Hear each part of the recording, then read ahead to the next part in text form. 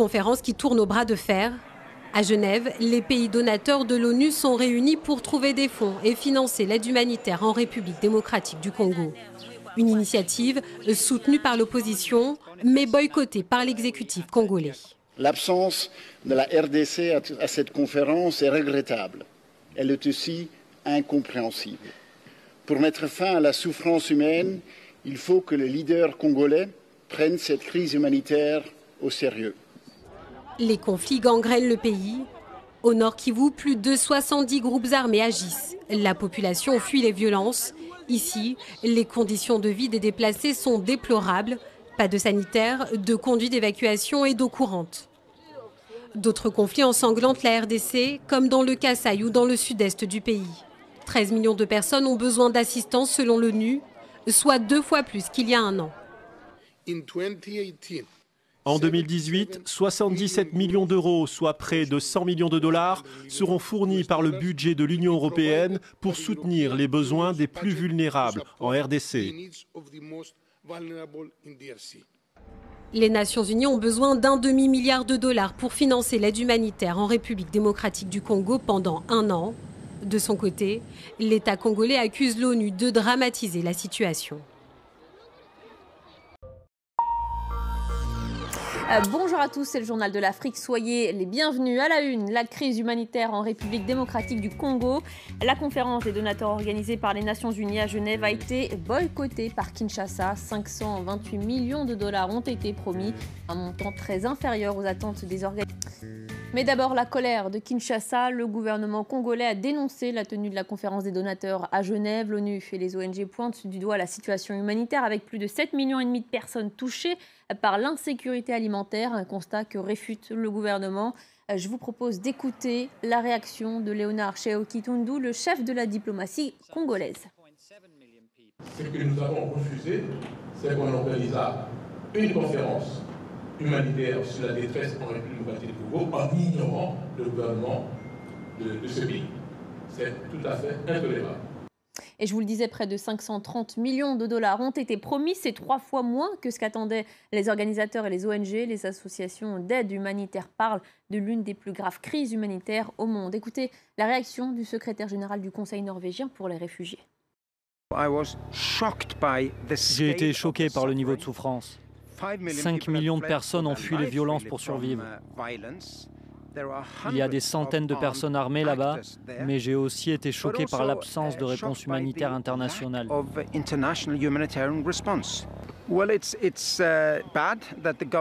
Ce n'est pas bien que le gouvernement congolais soit absent.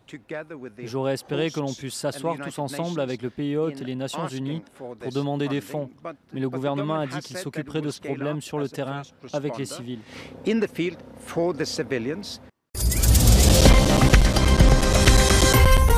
Il est 4h30 en temps universel, 6h30 à Paris. François Mazet. Bonjour et bienvenue si vous nous rejoignez à l'écoute de la radio du Monde. RFI vous propose une demi-heure d'actualité africaine.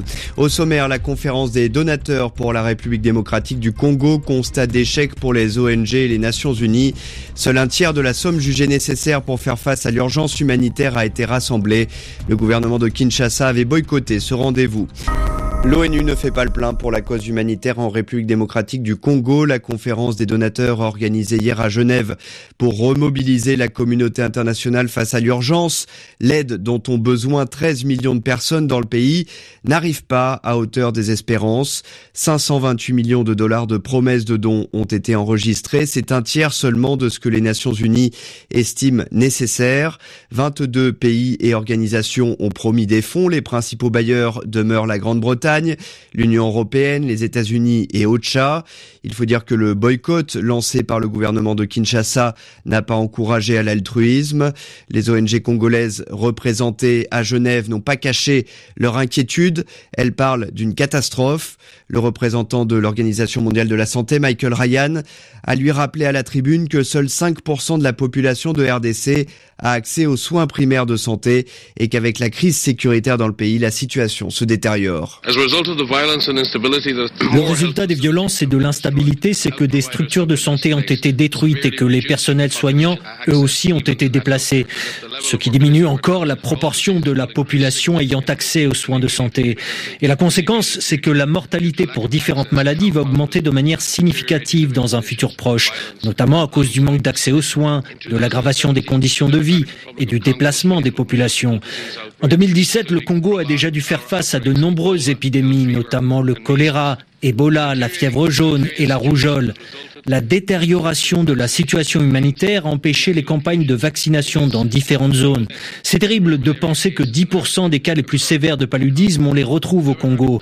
La République démocratique du Congo est en pleine tempête avec une très grande biodiversité, une forte concentration de population, des déplacements, la pauvreté et un système de santé extrêmement faible. C'est un mélange toxique qui augmente le risque d'épidémie, pas seulement pour le Congo, mais pour la planète entière.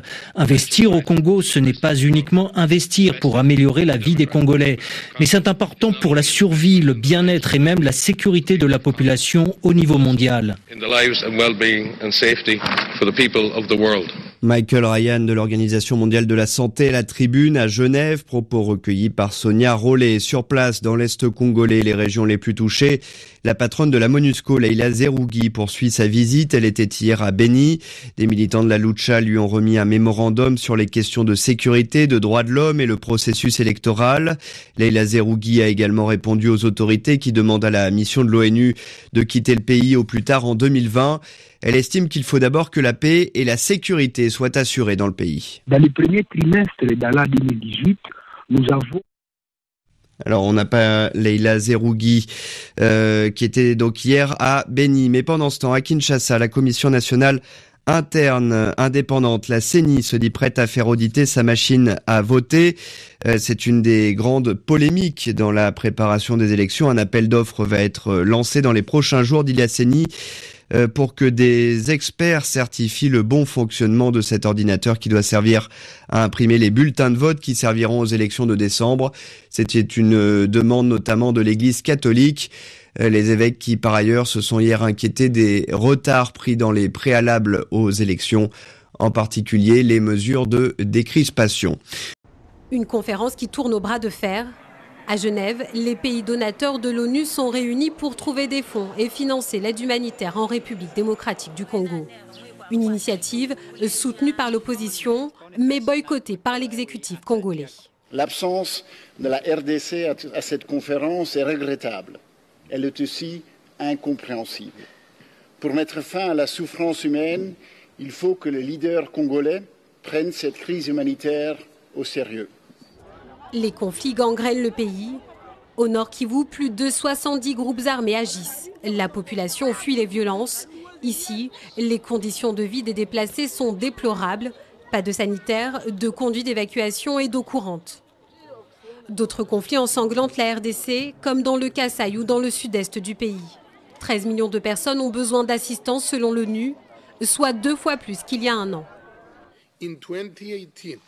En 2018, 77 millions d'euros, soit près de 100 millions de dollars, seront fournis par le budget de l'Union européenne pour soutenir les besoins des plus vulnérables en RDC. Les Nations Unies ont besoin d'1 demi-milliard de dollars pour financer l'aide humanitaire en République démocratique du Congo pendant 1 an. De son côté, l'État congolais accuse l'ONU de dramatiser la situation. Mais d'abord, la colère de Kinshasa. Le gouvernement congolais a dénoncé la tenue de la conférence des donateurs à Genève. L'ONU et les ONG pointent du doigt la situation humanitaire avec plus de 7,5 millions de personnes touchées par l'insécurité alimentaire. Un constat que réfute le gouvernement. Je vous propose d'écouter la réaction de Léonard Sheoki-Tundu, le chef de la diplomatie congolaise. Ce que nous avons refusé, c'est qu'on organise une conférence humanitaire sur la détresse en République démocratique du Congo en ignorant le gouvernement de ce pays. C'est tout à fait intolérable. Et je vous le disais, près de 530 millions de dollars ont été promis. C'est 3 fois moins que ce qu'attendaient les organisateurs et les ONG. Les associations d'aide humanitaire parlent de l'une des plus graves crises humanitaires au monde. Écoutez la réaction du secrétaire général du Conseil norvégien pour les réfugiés. J'ai été choqué par le niveau de souffrance. 5 millions de personnes ont fui les violences pour survivre. Il y a des centaines de personnes armées là-bas, mais j'ai aussi été choqué par l'absence de réponse humanitaire internationale.